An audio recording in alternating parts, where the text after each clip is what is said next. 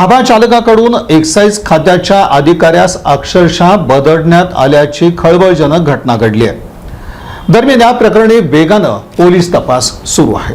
माढा तालुक्यातील पोपळाई हद्दीतील येडेश्वरी ढाब्यावर अवैध मद्य विक्री सुरू असल्याची खबर राज्य उत्पादन शुल्क विभागाला टोल फ्री क्रमांकावर मिळाली होती। त्या ठिकाणी कारवाईसाठी गेल्यावर ढाबा मालकानं राज्य उत्पादन शुल्क विभागाच्या अधिकारी अंमलदारासमवेत वाद घातला।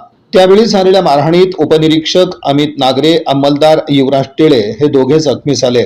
जगदंबा व येडेश्वरी या ढाब्यांवर अवैध मद्य विक्री सुरू असल्याची माहिती मिळाल्यानंतर बुधवारी रात्री 8:30च्या सुमारास राज्य उत्पादन शुल्क विभागाचं पथक त्या ठिकाणी गेलं होतं। त्यावेळी येडेश्वरी ढाब्याचे मालक प्रमोद गोरे पाटील उर्फ गोट्या यानं पथकातील अधिकाऱ्यांसमवेत वाद घातला। राज्यात सगळीकडे ढाब्यांवर मद्य विक्री, तरी आम्हीच दिसतो का? तुम्ही आमच्याच ढाब्यावर कसे येता, असे तो म्हणत होता। यापूर्वीही त्याच्या विरुद्ध असेच 2 गुन्हे दाखल आहेत। बुधवारी त्यानं गावातील नातेवाईकांना, मित्रांना बोलावून घेऊन गोंधळ घातला। राज्य उत्पादन शुल्क विभागाच्या अधिकारी आणि कर्मचाऱ्यांना प्लास्टिक पाईपनं मारहाण केली। तत्पूर्वी गोंधळ सुरू असताना राज्य उत्पादन शुल्क विभागाचे अंमलदार मोबाईलमध्ये व्हिडिओ शूटिंग काढत होते। त्यांचा मोबाईल त्यानं काढून घेतला, तो परत दिलाच नाही।